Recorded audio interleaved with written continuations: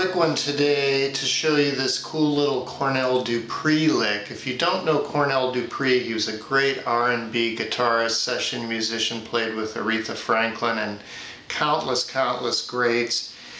And this is a little kind of soulful lick, a little R&B lick that uses those 6th and 9th chords that I talked about in my last lesson. And if you haven't watched that yet, I'll link it here. Goes into these 6th and 9th licks in 3 different positions using those 3 easy first position movable chord shapes, the E, A, and D.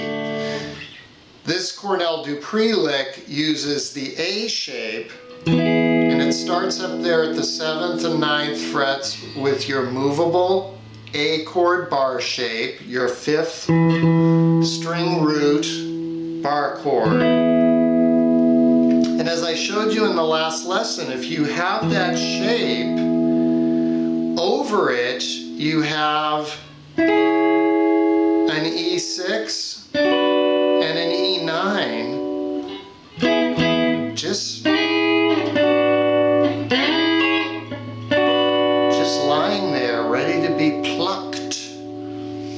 And the other great way to think of that 9th chord in particular, which just is the full shape of it, again, 5th string root, the E note, is it's the same as your B7 that you hopefully all know there at the first position. The only difference being you're barring the first 3 strings with your ring finger. So that's a B9, B note, come up here to an E note, you have an E9, and we're just playing the first 3 strings in this Cornell Dupree lick. So what you do is you start on the 9th chord, which is barring the first 3 at the 7th fret if you're talking about an E chord. You slide it up 2 frets, which again gives you an E6, and then with your pinky you pick up the first 2 top 2 strings of a F or E shape E major chord, right? This is your octave of your E major chord, and so you have the B note, you have the E note there on the top 2 strings. So if you're sliding into it, and then you resolve to the 9, so slide 9 to 6, pick up those 2 notes from an E major chord and resolve back to the 9. When I said slide 9 to 6, I was obviously talking about chords, not frets. You're sliding from the 7th fret to the 9th fret, which is a 9th chord to a 6th chord, so that's a little confusing, but you don't have to know the theory of this to do it, right? If you're not into theory, then just ignore that part and just know that if you have that A-shaped bar chord, which you play all the time, you've got these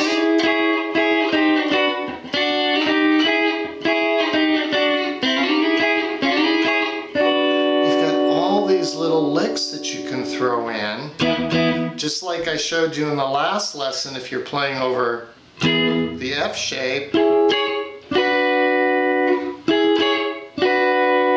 got those licks. And if you're playing over the D shape of an E chord, you have,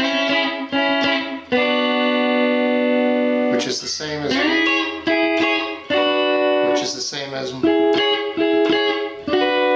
watch that last lesson if you want to learn more about this. It really opens up your fretboard. But for today's purposes, what I did there at the beginning is I was picturing we're in an A major-ish environment. And let's say you're going from the 5, the E chord, to the 4, the D chord, back resolving to the 1, the A chord. Well, you could do that. You could go E major, D major, A major. But it's just a little bit cooler to go.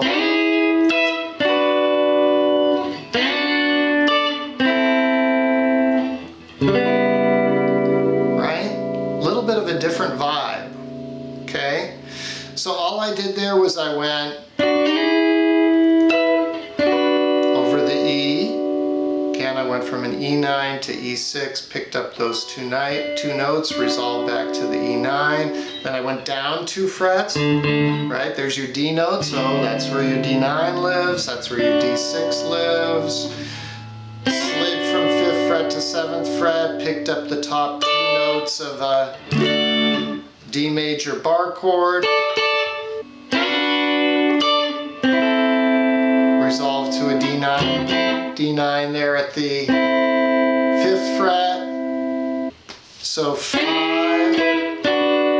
chord, 4 chord, and now we're ready for the 1 chord, and I played an A9. Instead of just resolving to an A major, I resolved to an A9. And this is a cool little shape. It's 4, 5, 4, 5 on the 5th, 4th, 3rd, and 2nd string. Some people can hit that root note there on the 6th string, 5th fret, but you don't have to.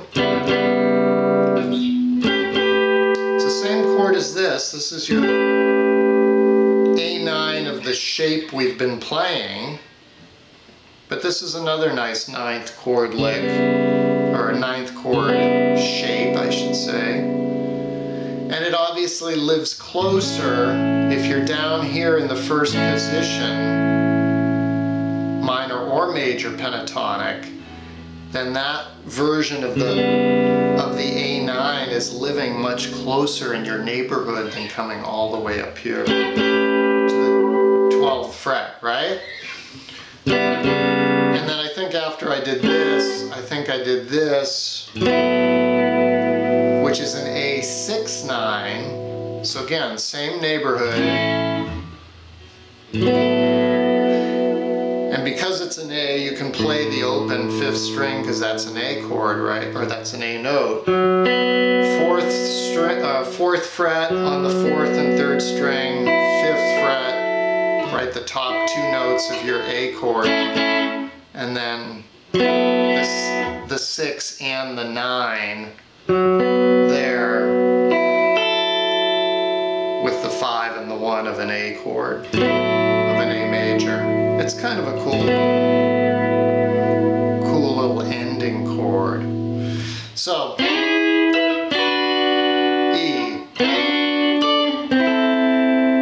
D, and then an A, however you want to do it.